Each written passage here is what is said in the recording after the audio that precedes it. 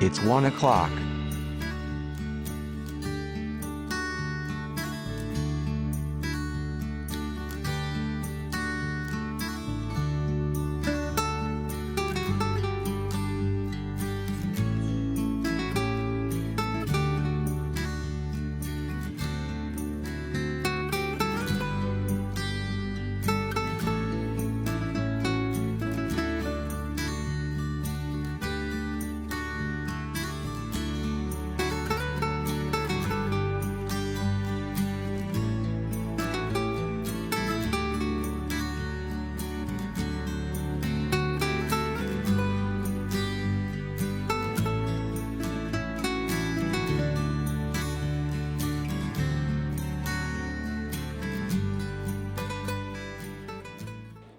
So I will just announce to the people that as of yesterday, last night, there were 34,178 total number of active cases sa COVID.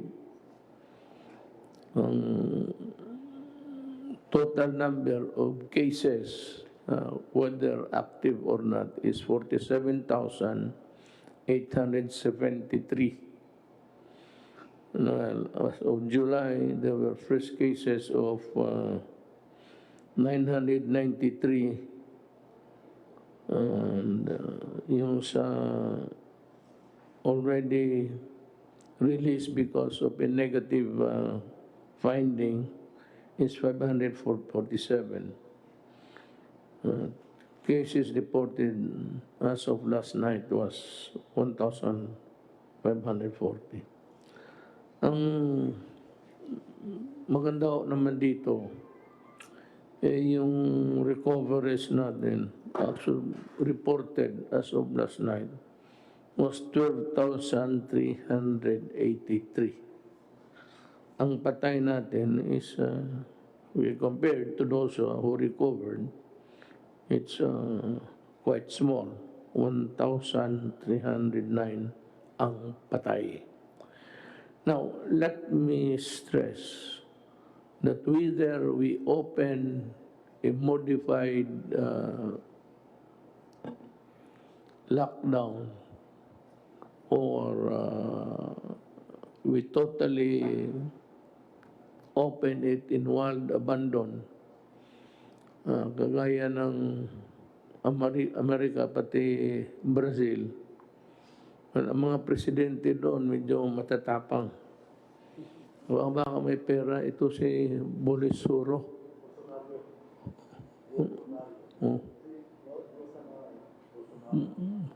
Medyo may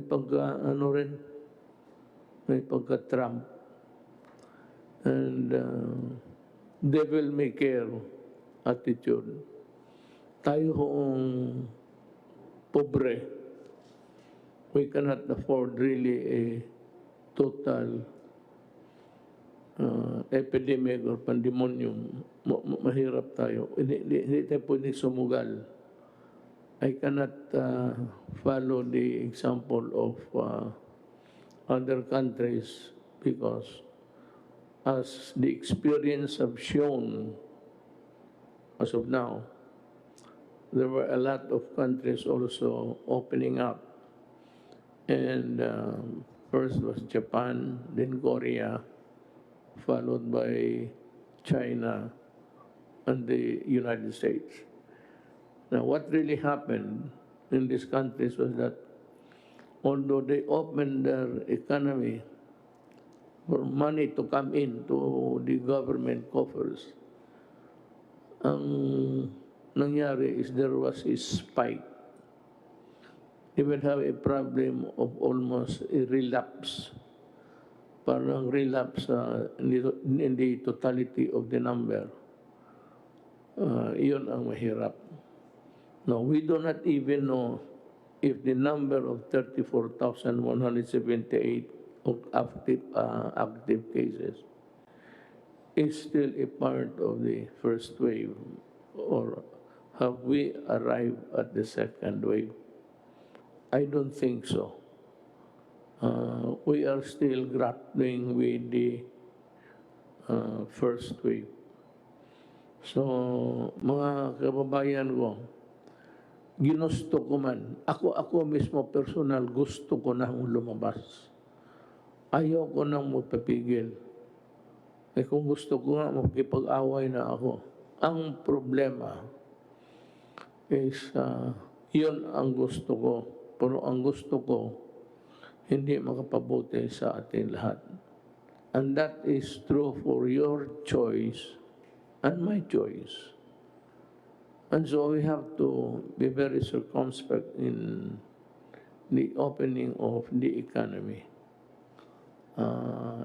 Dahan-dahan lang.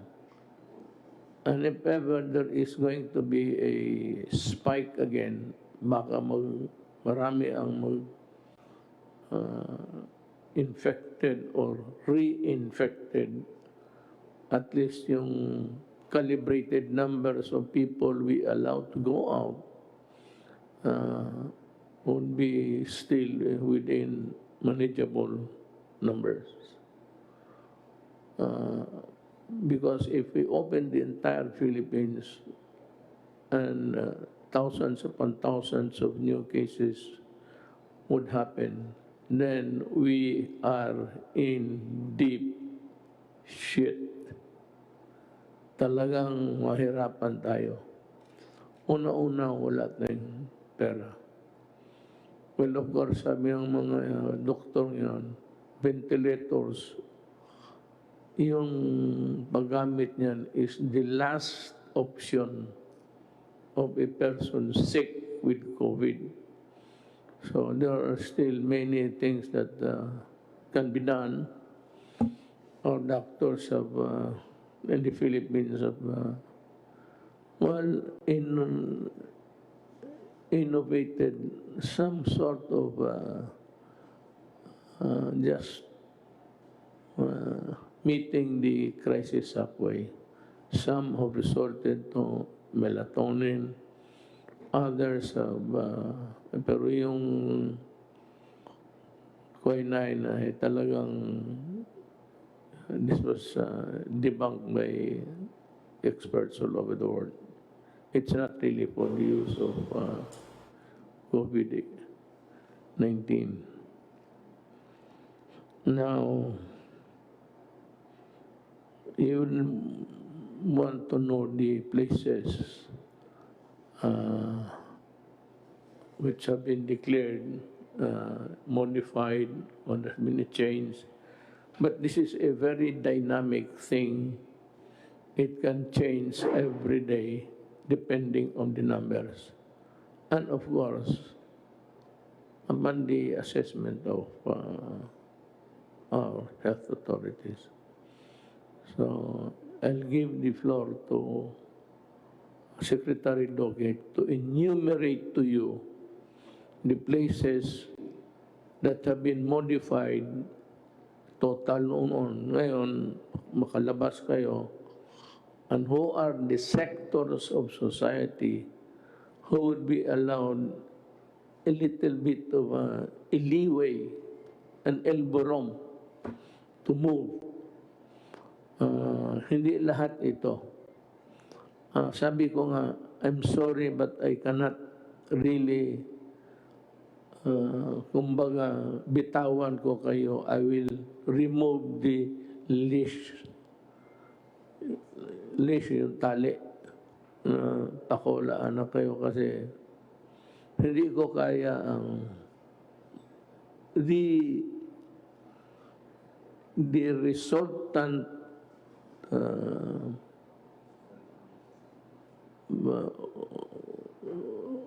happening or the resultant end game there is too horrible to ponder. I cannot make a guess. Governance is not made of guesses. It has to be anchored on pure science. Kaya naman, malapit na. I'm confident that by our readings of other countries who have much improved their scientific study, I think that by December, meron na hong vaccine. Or at least, if not a vaccine, a medicine that could kill the COVID-19. Ako, I would prepare that we use the medicine to kill, then get the vaccine later on. So, I give the floor to you, sir. Enumerate yung ano muna, yung in according to their severity, those that are totally locked na, and those already modified, para malaman ng buong Pilipinas. Kayo yung may hawak ng listahan. And as I said, a dynamic one. It changes every day. Magandang gabi po, Mr. President, at aking po mga kasamahan sa IATF and Cabinet at kay Senator Bongo. At magandang gabi po sa atin pong mga kababayan.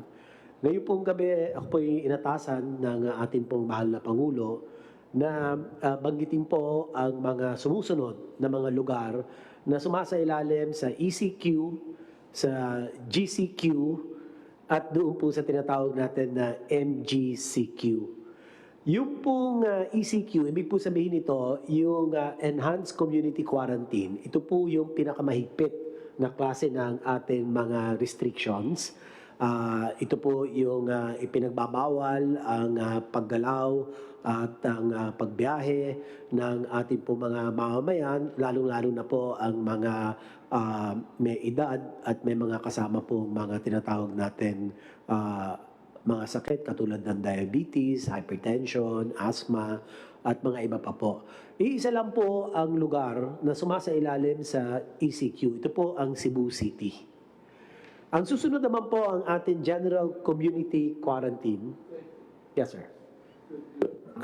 Can you give us the reason why Cebu City has been placed in that kind of status?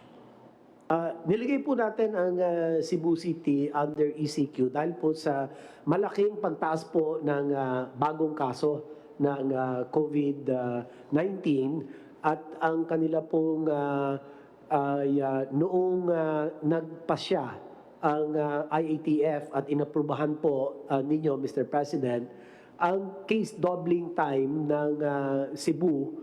Ibig po sabihin ng case doubling time ay napaka-maiksi po ang panahon, mabilis magdoble ang bilang ng mga kaso. It was below 7. Ayun po, that puts them at high risk. Isa po yun. Pangalawa pong dahilan ay yung tinatawag po natin critical care utilization rate, yung pong mga hospital nila, yung pong kanilang ward beds, yung kanila pong isolation beds, yung kanila pong ICU beds, at saka yung pong mechanical ventilators po nila, mataas po ang kanilang utilization. So ito po ay signal na talagang malawak po ang naapektuhan na mga komunidad with the COVID-19 cases. So nagpasya po tayo na gawin pong ECQ para nang sa ganon mapigilan, magkaroon part of the containment strategy, Mr. President, para mabawasan ang reported new cases. At ngayon naman po, yun na po nangyayari, Mr. President. Meron po tayong report, but this is with Secretary Roy Simatu. We will get the official report soon, Mr. President. So dalawa lang po yun. Ang kanila pong case doubling time ay masyadong maikse, less than 7 days, that puts them at high risk and the critical care utilization rate mataas po ang kanilang paggamit. Ibig sabihin overwhelmed na po yung kanilang health systems capacity. So dalawa lang po kung bakit sila inilagay under ECQ dahil nga po yung kaso nila tumalon, Mr. President, masyadong malaki po itinaas. Sir, may I just comment, if you'd allow me? Earlier, in the days during the inception of the COVID-19, I had an occasion to observe different places in the Philippines. Sad to say, it is the province where I come from. And that is why I warned the residents there that they should not take it against me. We had all the warnings in place, and the police were very strict. But following the national direction, but it could only arrest so many so much. Ang nahalata ko kasi, sir, Cebu, nonchalant sila during the critical days sa pagputok nito. People were partying, gambling outside of their houses, in Talisay, that's in Cebu. Basta para sa kanila, baliwala. And sabi ko nga, kayong mga Cebuano, huwag kayong magalit sa akin. I'm a Cebuano and I have every reason to be concerned about the welfare of the province of my father. Ang sinasabi ko sa inyo, nawarningan ko na kayo noon that you Cebu guys are taking the warnings of the national government nonchalant. Maragway na hitabo sa binisaya pa. Di mapod mo. Maragway mo too. Unya, nakita na ko, from all indications, gikan sa footage, pakuhaan ako ang kamera sa gobyerno. Aba, wala yun. Maragway, wala warning, wala tanan. Also, muna na ikaroon. Ang akong kuhan sa inyo, higay mag-ulo. Dili to sigurong, except those who are really infected because they had to go out, they had to work, or if perchance, talagang tinamaan. Ang ayaw ko doon, sir, sa Cebuano, yung mga tao nag-iinuman, nagsusugal, pati nagparty. Panghuli lang na sasabihin ko po kung bakit ang Cebu City ay pumasok sa ECQ, nag-escalate to ECQ. Yung particular sa isolation beds po nila, 90.6% ang kanilang utilization. And that puts them at very high risk. At ang kanilang ICU beds, ganun din po, 84.6% ang utilization. High risk din po. Kaya yan po ang dalawang dahilan kung bakit ay ibinalik po natin sila sa ECQ. Ganun pa man, ang nag-inspect po ang IATF at ang National Task Force with our chief implementer, guiding and assisting the chief overseer of the Cebu City pandemic COVID-19 management, si Sec Roy po. At doon po ay sinabihan po namin ang liderato at ang mga iba pong mga ahensya na talagang paigtingin po nila yung containment strategies po nila, Mr. President. So yung containment strategies, ang nakapaloob po rito ay ang mga sumusunod. Unang-una, ang pinaigting na isolation, detection, isolation of cases, tapos ang contact tracing, testing, and treatment. So Ito po ay mariin na sinusunod po ng leadership ng Cebu City. Kaya we will be reporting in the next meeting with you, Mr. President, showing a downward trend in the number of cases. Ngayon po, yung mga ibang mga lugar po,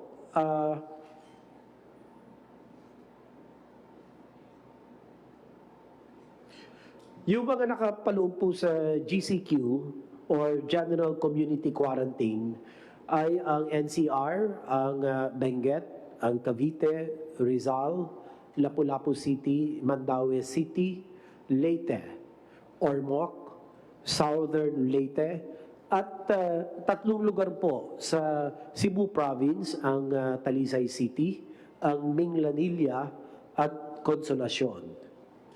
Ang susunod naman po na level, lower level, less restrictive, community quarantine, ang tawag po rito, modified general community quarantine with strict local action at there has to be a localized community quarantine, zoning, strict enforcement of minimum health standards, scaling up of health system capacity, such as isolation facilities of overseas Filipinos, the locally stranded individuals, as well as close contacts. The provinces and the regions under MGCQ are the following. For CAR, Cordillera Administrative Region, we have Abra, Baguio City, Ifugao, Kalinga. For Region 1, Ilocos Norte, La Union, Pangasinan. Region 2, we have Cagayan and Isabela. Region 3, Bataan, Bulacan, Nueva Ecija, Pampanga, Angeles City. For Region 4A, meron po tayong Batangas, Laguna, Quezon, Lucena City. For Region 4B, ito po ang Palawan, Puerto Princesa City.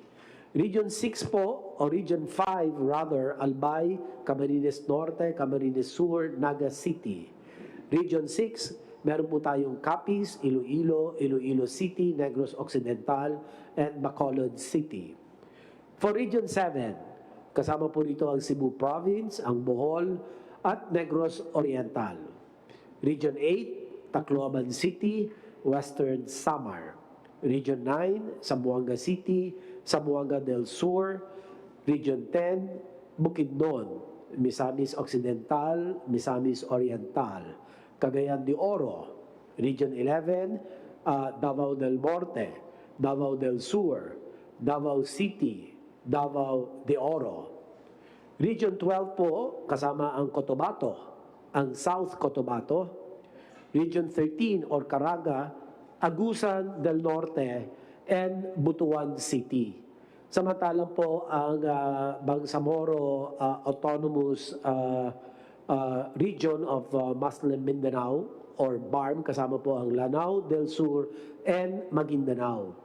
Yung pong susunod na kategorya or classification, risk classification ng MGCQ na lower risk po, the rest of the Philippines. Lahat na po ng lugar sa labas po ng aking mga nabanggit, sa ECQ, sa GCQ, and the modified GCQ ay nakapaloob po sa tinatawag natin low risk, modified, general community quarantine.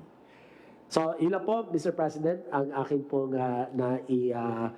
naitala na mga lugar po batay po sa inyong kautusan. Maraming salamat po. So, nandiyan ho yun. The Secretary of Health has given us the places where there are different kinds of quarantine that are being implemented. Again, just because you're allowing some of the sectors of our society to go out and work, it does not follow that COVID is not here. COVID will remain for all time. The only thing that would make it useless, actually, would be the vaccine. But the vaccine is a antibody produced by the body to fight. Ibang klase ito galing sa katawan natin. Yung isa naman, kung maaari yung pampatay talaga. But it does not guarantee in reinfection or infection. So, I hope that we have satisfied the public of what to obey, what not to obey, when to do it, and when not to do it. Now, meron akong updates na binigay sa akin. Operations of MRT Line 3 will be temporarily suspended for approximately 5 days beginning July 7, 2020.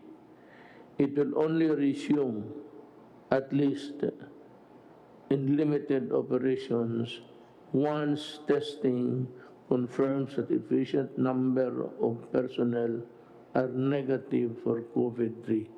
So we are very careful na pati yung those manning, those equipments there will not jeopardize or put you in jeopardy while riding the trains. There will be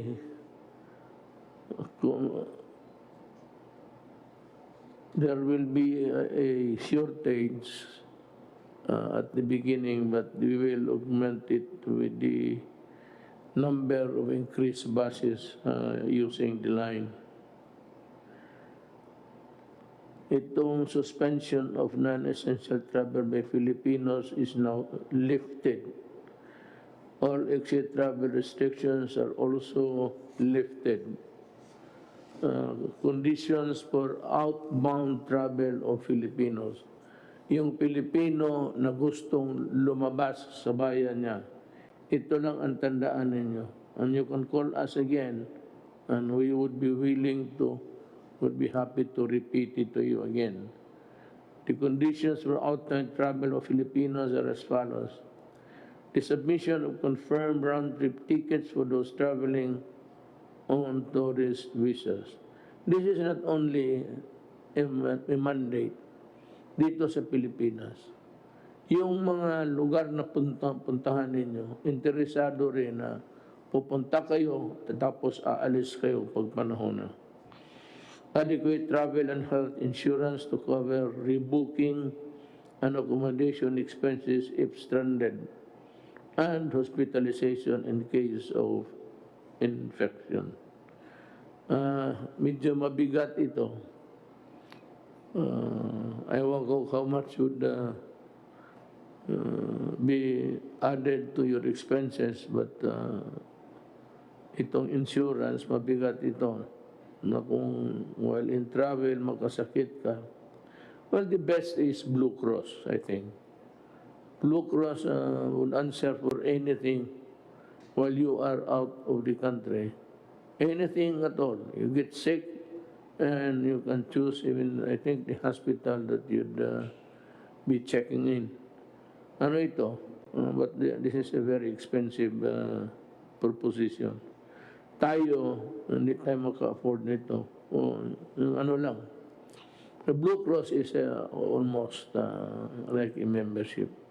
Ito naman, ano lang ito, pangkaraniwan lang sa travel. Allowed entry by the destination country in accordance with travel, health, and quarantine restrictions. Ito nga kaya hinihingi na dito ngayon. Execution of a declaration acknowledging the risk involved in traveling, including the risk of delay in the return trip. This is so because COVID is still rampaging. Is there anybody who'd like, Secretary Galvez, you'd want to say something? Sure, Mr. President, our Phase 2 of the new National Action Plan has been approved by the IATF last Thursday. And in order to address the resurgence of COVID and also make an opening on the economy, we have already formulated the plan. And with your indulgence, sir, we can present it to you, sir. Go ahead. Sir, Mr. President, it is my honor to present to you and the public the salient points of the second phase of the National Action Plan, which was approved by the IATF last Thursday. It has three imperatives. The first imperative is the people's compliance and vigilance to the minimum health standard or the principles of people support. One of the major imperatives of the NAP is the changing people mindset that the success of our campaign is basically anchored on the people's support and active participation and vigilance to strictly observe and promote the minimum health standards and disease prevention. As you have said, Mr. President, that we have to concentrate on prevention. Since prevention will not only save more lives, but also save our critical resources. Hindi na tayo, sir, kailangan magkaroon ng extensive na healthcare na pagka once na we have able to prevent it. During the phase 1 of our campaign, Mr. President, we have seen that the areas with unity of command and unity of effort, we were able to manage and contain the spread of the COVID-19. We have models like Davao City under Mayor Sara, the CAR, the Caraga, the NCR, Region 6, Region 8, and Region 1 and 2. Unity of effort and collective leadership are key to our success. Our local leaders should be with us together with the private sector. So yun po ang kailangan po natin, kailangan po magkaisa tayo po. Dahil kasi minsan pagka po hindi nagkakaroon ng pagkakaisa katulad ng nangyari po sa Cebu na nagkaroon po ng hidwaan sa politika, talaga pong minsan po hindi po sumusunod ang mga tao. And lastly, we need the capacity of the national government and the LGUs to address and manage cases in order to minimize the fatality rate and deaths. Sa ngayon po, sir, maganda po yung ating healthcare facility dahil po yung atin po nung nagagawa po kami ng tinatawag nating averaging from June 1 to June 30, 11 lang po ang ating average death. Sa ngayon po, sa ating statistics, from July 1 to 6, 6 lang po ang ating deaths. At ayun po ang nakikita po natin na if we address the rate of death, we can open our economy. Yun po ang pinaka-ultimate objective po natin, that we have to manage the death like the other countries like Vietnam and also Israel, that we were able to address that. John, and you have something to say? Magandang gabi po, Mr. President. Doon po sa ulat ng ating Secretary Charlie Galvez ay binigyan niya po ng emphasis ang role ng ating mga local government units. At handa po yung ating mga governors, mayors, at barangay captains para ipatupad po ang ating second phase ng National Action Plan. Ang ating pong mga local chief executives, ang ating tinatawag na magiging information managers, sila rin po ang crisis managers at sila rin po ang leader to fight COVID-19. At handa na po at makikita po natin sa buong kapuluan na maganda po ang ginagawa ng ating mga local government officials. In fact, ay tumataas po ang rating ng ating mga local chief executives sa performance po nila. Nais ko na po kayong bigyan ng ulat sa iniatas ninyo sa akin tungkol sa pag-alaga sa ating mga LSI.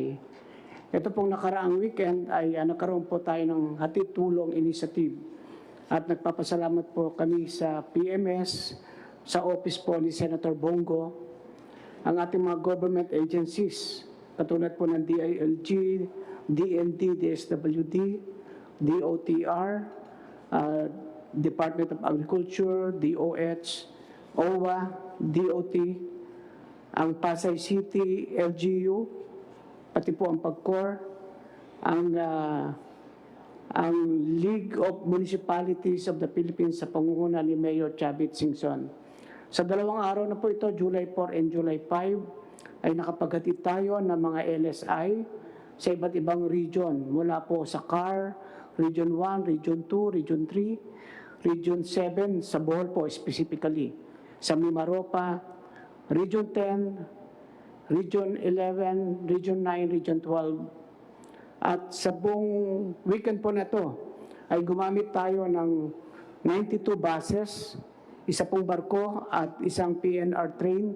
Nakapaghatid tayo ng 4,180 LSIs.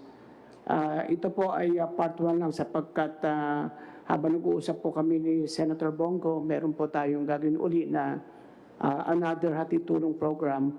Maaari ito po ay sa last week po ng July, kapag po natapos na rin yung mga naka-quarantine sa ngayon, bunga ng mga inihatid nating LSI.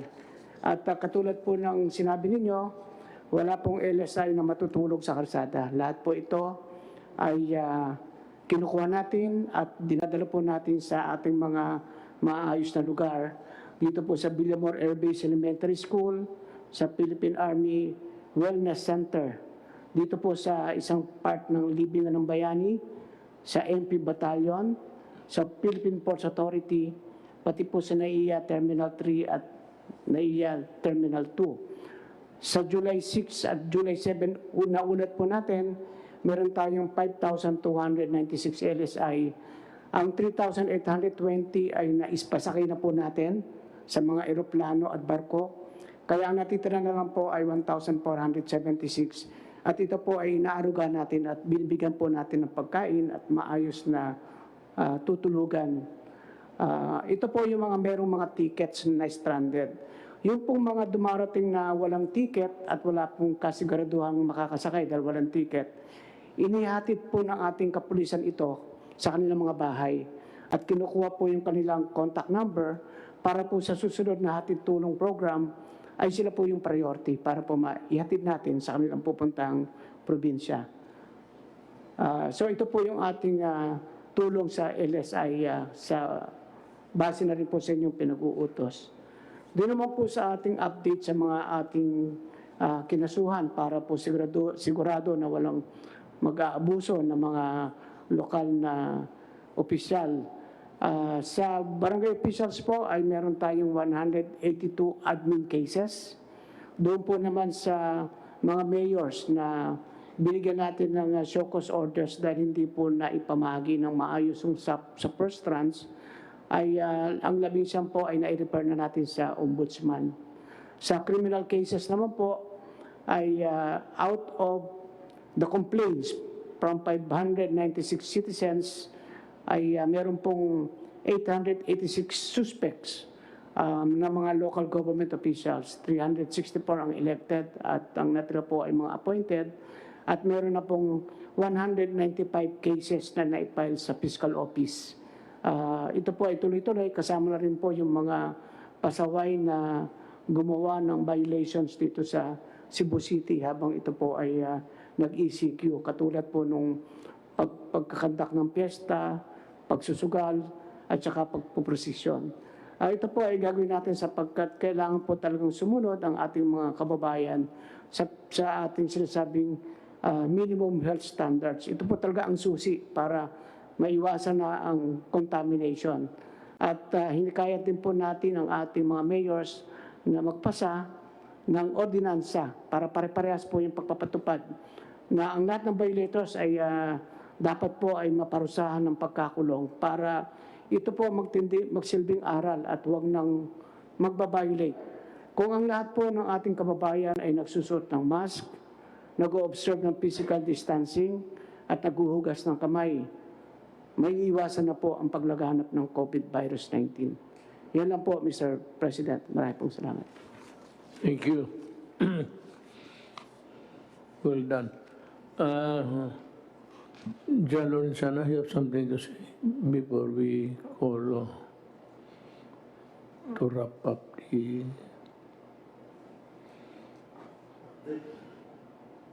Update lang po, Mr. President. doon sa ating pinagkakaabalahan ngayon, yung mga bumabalik mga Pilipinos. Yung una po ay yung mga returning overseas Filipinos na yung bumabalik na rito. Sa kasalukuyan ay meron na tayong naibalik sa mga probinsya nila na 48,099. By land transport is 19,791. Yung air transport naman 23,899 at saka sa barko 4,499. Yun naman sa ating mga overseas Filipinos, yung dumarating galing sa ibang bansa na nawalan ng trabaho, ay sa ngayon meron tayong naibalik sa mga probinsya na 75,895. So wala na po tayong mga backlog ngayon. Ngayon po ang data ngayon araw na ito. Nabanggit na po ni Secretary Anyo yung LSIs at saka yung balik tulong. Isa na lang po aking babanggitin yung mga Pilipinos na nasa Sabah na gustong ibalik na ng Malaysia sa atin. Ang bilang po noon, ang total bilang ay mahigit pong 5,000. Yung unang batch po ay dumating na noong Sabado. Nagpunta kami doon ni Secretary Galvez at saka si Secretary Roque. Pagkatapos po natin manggaling sa Zamboanga, Kanambogahan, nagpunta kami doon. Yung first batch ay 395 Filipinos. Karamihan po ito ay taga Bungaw, Tawi-Tawi. So ito pong barko natin na pumupunta ng Sabah ay every 2 weeks ay magkakahakot nitong mga Pilipino na to. Karamihan po sa kanila ay Tawi-Tawi, Basilan, at Zamboanga, at saka yung iba naman sa ibang mga lugar. Nakausap na po namin yung mga provincial government na tanggapin nila itong mga tao ito dahil sila po ay COVID-free na. Bago sila umalis sa Malaysia ay na-testing na sila doon sa pamamagitan na binayaran na ng DOH yung kanilang testing doon. Lahat po itong 395 na umalis ang dumating nung Sabado ay COVID-free sa testing po. Yun lang po, Mr. President. Thank you. Thank you. You might wrap up the today's session with yung sa task force, the different matters that you took up for the rest of the week. Yes, sir. Dalawang bagay lang po. Kasabay po ng ating part 2 ng ating plan of action, magkakaroon po tayo ng major change also in our communication. Sinimulan niyo po ngayon dahil ang binasa niyo po ngayon ay yung active cases. Kabahagi po yan ng ating bagong strategiya sa ating communication. Ang communication po natin ay marami na tayong natututunan tungkol dito sa sakit po ng COVID-19. Gagamitin natin yung natutunan natin para mapapagal pa po ang pagkalat ng sakit at gagamitin po natin ito, gagawin natin ito dahil kinakailangan na nga pong mabukas na ekonomiya. So habang nagbubukas po tayo ng ekonomiya, palalakasin pa po natin ang T3, ang testing, tracing at treatment. Poprotektahan po natin ang vulnerables dahil yan naman po ang natutunan natin sa mga ibang bansa. Karamihan ang namamatay ay mga senior citizen, mga buntis at may mga sakit. At papapatuloy po natin ang localized and granular lockdowns. Now, pagdating po sa communication, yung ginawa po ninyo, nauna na po ang PMS, na-implement na po nila, pwede ba kung pakita natin yung aking slides ngayon? Ito po yung slides na ginamit natin kanina for the first time sa ating press briefing. Mapapansin niyo po, bago na rin po yung ating, hindi po yan yung COVID-19 updates. Sa COVID-19 updates, yung kakalipat ko lang, yung finorward po natin sa hindi po yan, back pa. Sa una po, yung COVID-19. Makikita niyo po sa COVID-19, yan, yung unang-unang part. Yan. So actually po, yung binasa niyo po kanina is 32,845 active cases. So actually, in-implement na po ng PMS. Kaya po natin sinasabi na active cases kasi baliwala na naman yung mga hindi aktibong cases. Talaga pong tataas at tataas ang numero habang wala pong bakuna, habang walang sakit. Pero ang importante po, malaman natin kung ilan ang active cases.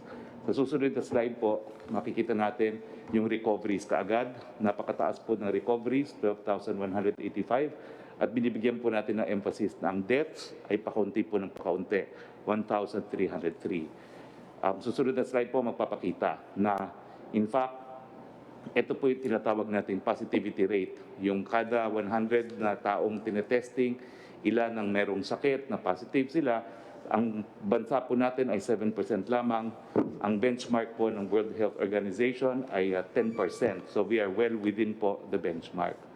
Tapos ipapakita po natin yung mga datos na nagpapakita na epektibo naman po ang ginagawa natin laban sa COVID-19. Ang pinaka-importante po, ito pong graph neto, itong ating mortality rate na nagpapakita naman po talaga na patuloy po bumababa. Sa katunayan po, ang ating mortality rate ngayon ay 2.9%, 1,290 as of July 5 ang ating mga death rate. Pero ang global average po ay 5.5%. So halos kalahati po tayo ng worldwide average. Pagkatapos po, i-remind natin yung taong bayan na kung hindi po tayo nag-lockdown, hindi tayo gumawa ng lahat ng hakbang, ang estimate po ng UP, kung hindi tayo nag-ECQ, meron na po sanang 3,600,000 na katao na nagkasakit. So bagamat tumataas po ang numero na nasa 40,000 plus tayo, kung hindi po tayo gumalaw ng maaga, 3.6 million po ang dapat na nagkasakit. And then, ito naman po yung mga naging gains natin dahil nga nagsarado tayo. Napainting natin yung ating lab testing capacity noong Marso 2000. Ngayon po, July 5, meron tayong 74,304 lab testing capacity. No? And so pataas po, at ito po yung to dispel doubts na nagkukulang na po tayo ng hospital. No? Yung mga hospital beds na kumakalat na fake news. Ito po yung mga quarantine beds. Ang makikita po natin yung dark blue, yan po yung mga okupado. Yung light blue po, yan po yung mga bakante. At yung gray, yan po yung tinatawag na unreported. Ibig sabihin, pwede pa pong lagyan niya ng pasyente kung kinakailangan. At makikita natin doon sa mga graphs na yon na ang quarantine bed capacity po natin, wala pa pong kalahati. Ibig sabihin, habang nagbubukas po tayo ng ekonomiya, meron tayong sapat na quarantine bed sa paglalagyan ng mga magkakasakit. Pagkatapos po, yung ating PPEs, end of April, 1 million, end of June, na triple na po natin at 3 million. Yung ating sa NCR po, kasi sa NCR po kumalat yung fake news na wala na pong bed capacity, kinakamusta po kayo ni Dr. Sammy Ang, kasi naging viral yung kanyang memo na for internal use only. Ang sabi lang niya, napuno na yung 30% bed capacity allotted for COVID patients. Ang lumabas sa dyaryo, punong-puno na raw ang Chinese General Hospital na hindi naman po totoo. So ang sa NCR po, 28,000 ang ating hospital bed capacity. Ang allotted po sa COVID-19 na dapat 30% ay 8,400. Pero ang occupied naman po para ng COVID patients ngayon ay 3,602 lamang. So malaki pa po, halos mahigit pa kalahati yung ating bed capacity para sa COVID. At ito naman po yung quarantine facility beds. Ganun din po, no? Gaya nung isang pinakita natin, wala pa po sa 1/3 ang okupado. Meron pa po tayong 72% available. Ang mensahe po natin, kaya tayo nag-ECQ, hinandaan po natin, pinalakas po natin yung health system natin para pagbukas ng ekonomiya, maaalagaan po natin yung mga magkakasakit na critical at severe. Pero ang trend nga po, wala pa pong 0.6 ang severe at critical na nagkakasakit. So, habang ang tao naman po ay nag-observe ng minimum health standards, so yung social distancing, wearing of mask, nag-expand ng testing at nag-localize sa targeting, pwede na po natin buksan ang ating ekonomiya. Well, ito nga po yung bagong thrust ng ating communication plan at kayo po ang number 1 communication na tool ng buong Pilipinas. As we open the economy, ang responsibilidad po ay mas malaki na ngayon sa mga LGUs dahil nga po sa localized lockdown, sa mga kumpanya na pangalagaan yung kanilang mga empleyado at sa individual dahil sa pagsusuot ng mask, paghuhugas ng kamay at pagsusocial distancing. Yan po talaga ang sandata natin laban sa COVID-19. Ang statistics po, ang pagsusuot ng mask, it can lower the probability of acquiring the disease by 85%. Ang social distancing po, it can reduce the probability by as much as 80%. So, ang balita po natin talaga is tumataas ang kaso. Ito po expected habang walang bakuna. Pinaghandaan po natin to. Sapat-sapat po ang ating mga kama para sa mga magkakasakit. Pero dahil meron tayong sandata laban sa COVID-19, po pwede na natin buksan ang ekonomiya at magkaroon ng hanap buhay ang lahat. Yun lang po. Thank you. I'd like to thank everybody sa itong ating gobyerno. The gobyerno that's really the cabinet members working for the prompt response that you undertook to alleviate the plight of the stranded Filipinos. Nakakaawa talaga, and it took you just about 2 days to solve the problem. I'd like also to thank Secretary Tugade for his fast action. Alam mo, yan lang ang maibigay natin sa tao, yung hindi masyado mahirapan ang mamamayan. And whenever there is a problem, that we try to solve it as fast as can ever be done. Maraming ako nakita doon sa trabaho ninyo, and I cannot thank you individually now, but maybe someday, in the fullness of God's time, mawala na ito. So we're just waiting for the vaccines, and of course, whatever there is that will hit the market before the end of the year. Sana mawala na ito. Double hit tayo eh. We were hit double whammy. It concerned the health of the nation, pati yung economy. And the only consolation is that we are not the only one. Of course, the rich nation are better off. But at least tayo, were able to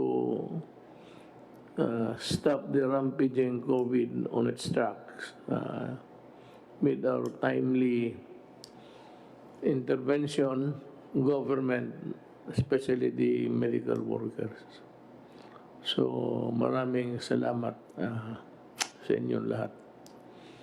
Now, if there are no other matters, urgent matters affecting the, let me just give a few words about the terrorism law. Ito kasing mga left, pati itong komunista, they think that we are always thinking of them.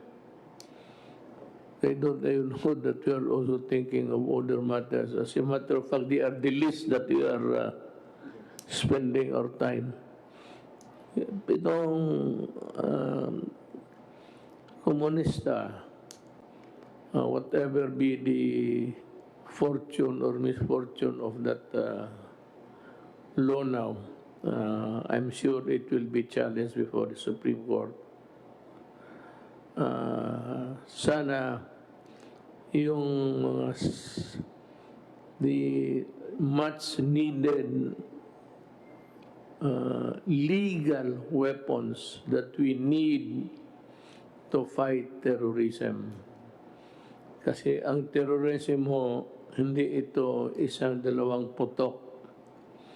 As what happened in Mindanao and in other places, mostly in Mindanao, ang ginagamit kasi nito nila, bomba.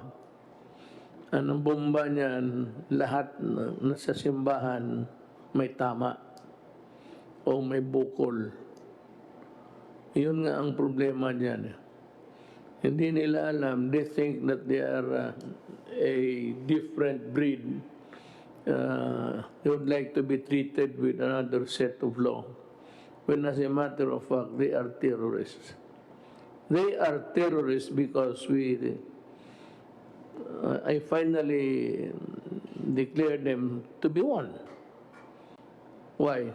Because I spent most of my days as president trying to figure out and connect with them on how we can arrive at a peaceful solution. Wala namang gustong may gera eh. Ako ayaw ko, lalo na ako, kilala ko sila, kilala ko. And it was a good rapport while it lasted. Yung na-presidente na ako, no, iba na lang ang istorya. Simply because in the ladder of priority, the highest sa akin would be the security of the state. Pero noong panahon ng politika, well, boto yan eh, bilangan ng boto. Naturally, you cultivate friendship with everybody. But there is always a time to be friendly and a time just to be firm. And I did my very best to produce something for the country. But unfortunately, I would not be blaming anybody now unless they would start to blame me again so that I can also blame them. Wala talaga nangyari. And for the law-abiding citizen of this country, I am addressing you with all sincerity. Huwag ho kayong matakot kung hindi ka terorista. Kung hindi ka naman sisirain mo ang gobyerno, pasabugin mo ang simbahan, pasabugin mo yung public utilities, pasabugin mo yung, well, just to derail para matumba na tuloy ang bayan. Problem is, ang demokrasya kasi election. However fractured you may say, ang ating demokrasya, or a little bit shaky. We had an election. It was a clean one. I can guarantee you, I was a participant of that election. We did our very best to present to the public. We did not commit any kung walang mangyari na masama, wala namang problema. Pero once you blow up simbahan, blow up mo yung marketplace, sino bang... So the right to defend itself accrues to the government heavily. Na ngayon sabi ko nga, sabi na Duterte, patay dito, patay doon. Totoo. Pag pinatay mo ang mga tao, papatayin talaga kita. Anak ka ng... Iposta mo yan saan? Posta mo sa libingan ng tatay pati nanay mo. If you do that to the people, if you kill them wantonly, then I will take it as a right to kill you. Ano ba may problema rin yung kill? Ngayon, kung magsulat ka lang dyan, kung ano-anong pinagsusulat ninyo all those years, I never filed a case, even during the mayor. Wala, hindi ako demanda. I just take it as, because that is what my father said. And it was succinctly uttered once by General Lorenzano when he was still active. Dito sa gobyerno, pilde ang maglagot. Kaya yan, kung magbasa ka, kaya hindi ako nagabasa ng mahusay magsulat. Para sa akin, bugok ka. Di ako nagabasa. I do not read yung sa briefer nito meron sa article about mga Rappler. Skip ko yan.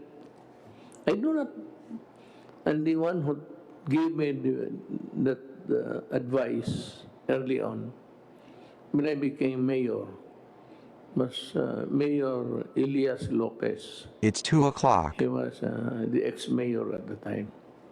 He said, I'll give you one good advice and remember this until you die as a politician.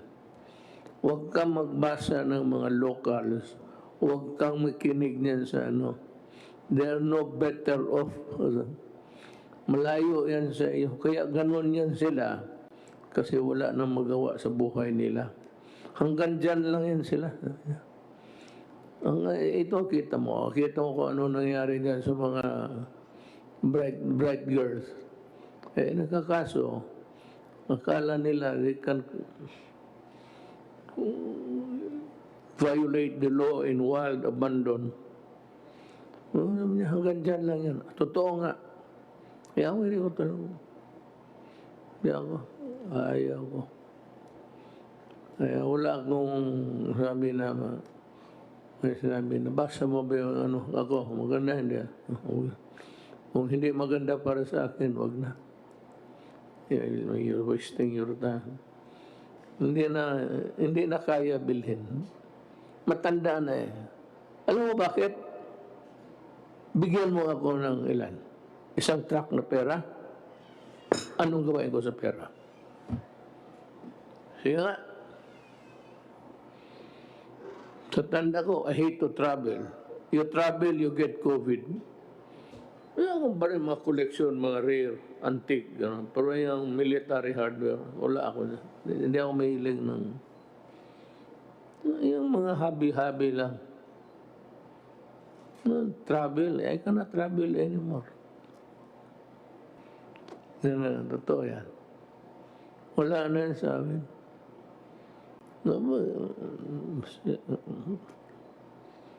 General Galvez, General Lorenzana, tapos they have served the country and they're still serving the country. Why would they destroy their name? Pamagkano ba? Kickback. May kickback mo na 50 million? Kung sabi ka may 200 million na kickback, aywan ko. Pero,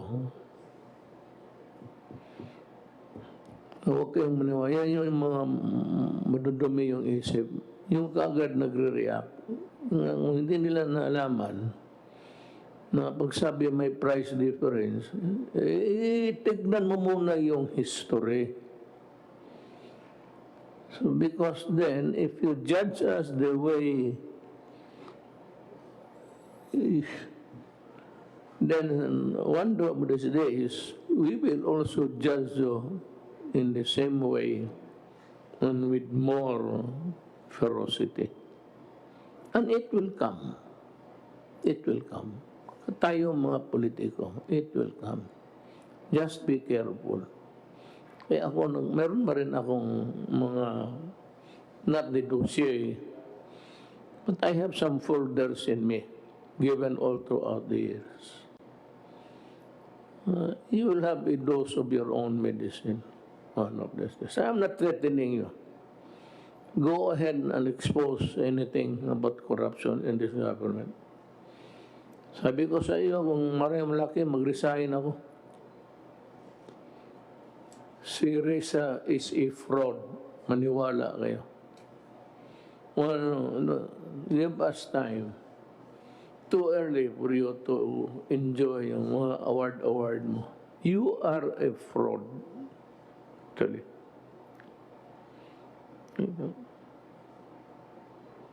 We are just compiling at this stage.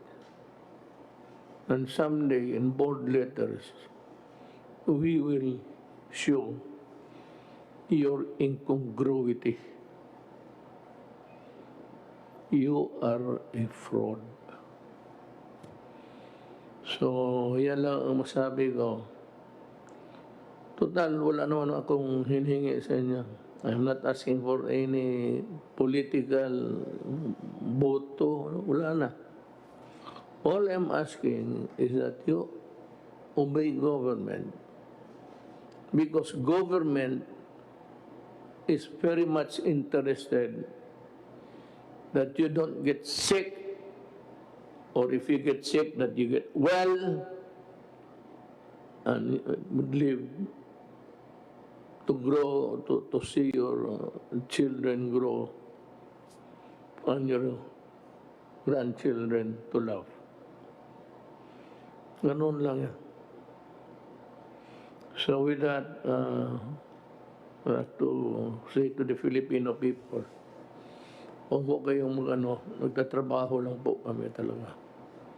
And if you want us to do more, we will. Tell us what to do. If we cannot do it, we will tell you why we cannot do it. But if we can, gagawin namin. Salamat po. Kita-kita po ipakpak.